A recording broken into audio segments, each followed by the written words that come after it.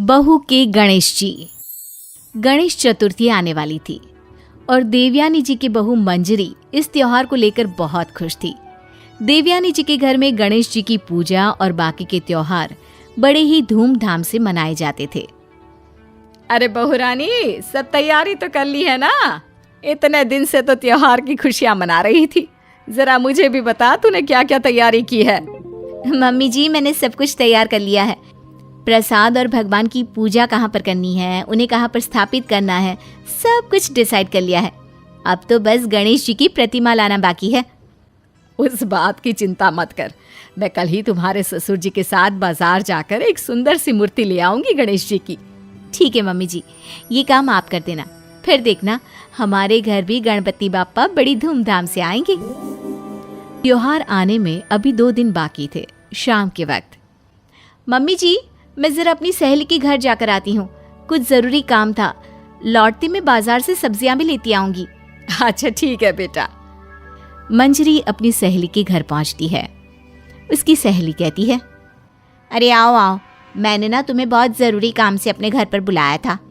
अच्छा बताओ, ऐसी क्या वजह है जो अचानक तुम्हें मुझे यहाँ बुलाना पड़ा? देखो मंजरी, मैं खुद से ही मिट्टी लेकर आई और मैंने उससे गणेश जी बनाए।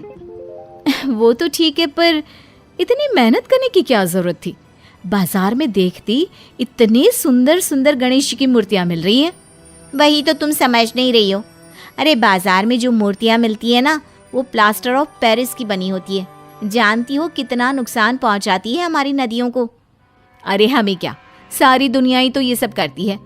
एक अकेले तुम्हारे और मेरे मिट्टी के मूर्ति काम कर लेने से कौन सी नदियों का नुकसान पहुंचना कम हो जाने वाला है? बस यही समझाने के लिए तुम्हें अपने घर बुलाया था। देखो, मैं तो कहती हूँ तुम भी अपनी मूर्ति खुद से बना लो। अरे नहीं नहीं, मुझसे इतनी मेहनत नहीं होती। कौन इतना काम करे? वैसे भी ससुराल में काम कम है क्या? और मेरी सासू माँ ने तो सारी की सारी जिम्मेदारी मेरे ऊपर छोड़ दी है। जैसी तुम्हारी इच्छा। मैं तो चाहती थी कि इस बार तुम भी अपने गणेश जी खुद ही बना लेती।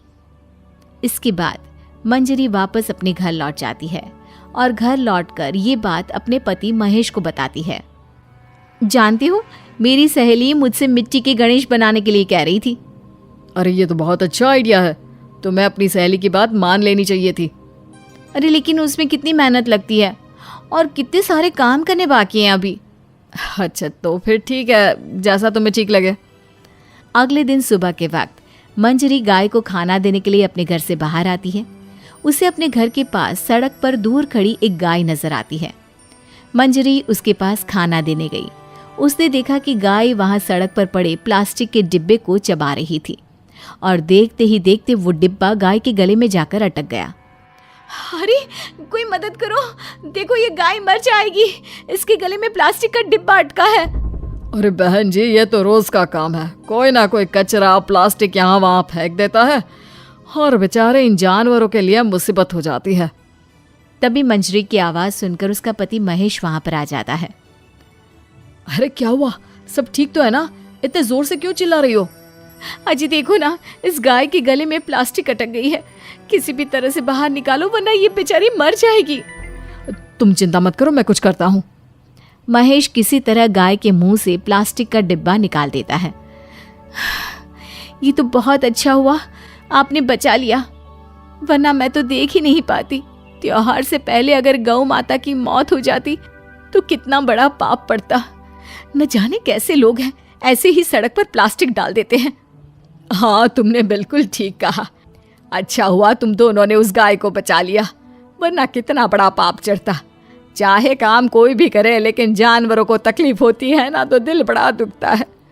मम्मी जी, मुझे लगता है इसीलिए मेरी सहेली मुझे समझा रही थी कि हमें मिट्टी के गणेश जी बनाने चाहिए।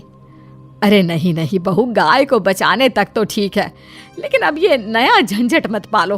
अरे कौन बनाए मूर्ति? मुझे तो बिल्कुल भी नहीं आती। अगर तुम बना सकती हो तो ही ये काम करना। बनानी तो मुझे भी नहीं आती मम्मी जी, लेकिन आज गौ माता की जो हालत देखी ना, उसे देखकर लग रहा है कि मेरी सहेली बिल्कुल सही कह रही थी। माँ और मंजरी, तुम दोनों को इस बात की चिंता करने की जरूरत नहीं है। ये काम तुम मुझ पर छोड़ दो। लेकिन क्या करने वाले हो आप?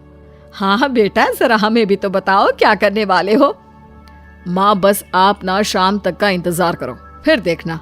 मंजरी और देवयानी जी को कुछ भी समझ में नहीं आता, लेकिन वो महेश के कहे अनुसार शाम होने का इंतजार करती है। शाम को जब महेश ऑफिस से लौटकर घर वापस आता है तो एक पैकेट में बहुत सारी गिल्ली मिट्टी लेकर आता है। अरे महेश बेटा, इतनी सारी मिट्टी क्यों लेकर आए हो? माँ, ये इको फ्रेंडली गणेश जी बनाना था ना, इसलिए। हाँ, लेकिन बहू ने बताया था ना कि उसे बनाना नहीं आता, और मुझे तो बिल्कुल भी नहीं आता बेटा। माँ, मैंने उसका इंतजाम भी कर दिया है। वो भला कैसे? ये देखो, YouTube पर अच्छी तरह से दिखाया हुआ है कि मिट्टी से गणेश कैसे बनाना है। अब हम दोनों मिलकर मिट्टी के सुंदर से गणेश बनाएंगे और अपने एनवायरनमेंट की सुरक्षा करेंगे। YouTube का वीडियो देख देख कर महेश और मंजरी ने गणेश जी की बड़ी ही सुंदर सी प्रतिमा बना ली। मंजरी ने अपने मोहल्ले की कुछ औरतों को भी वहां पर बुला लिया और उन सब ने मिलकर गणेश जी की खूबसूरत प्रतिमाएं बनाई। अरे वाह बेटा, ये भी खूब रही। भला हो उस गौ माता का, जिसकी हमने जान तो बचाई, पर बदले में वो हमें कितना अच्छा ज्ञान देकर गई। बिल्कुल ठीक कहती है मम्मी जी। और देखिए तो, इस बार वाले मेरे भगवान हर बार के भगवान से कितने ज्यादा सुंदर है। इस बार तो गणेश चतुर्थी का मजा ही आ गया।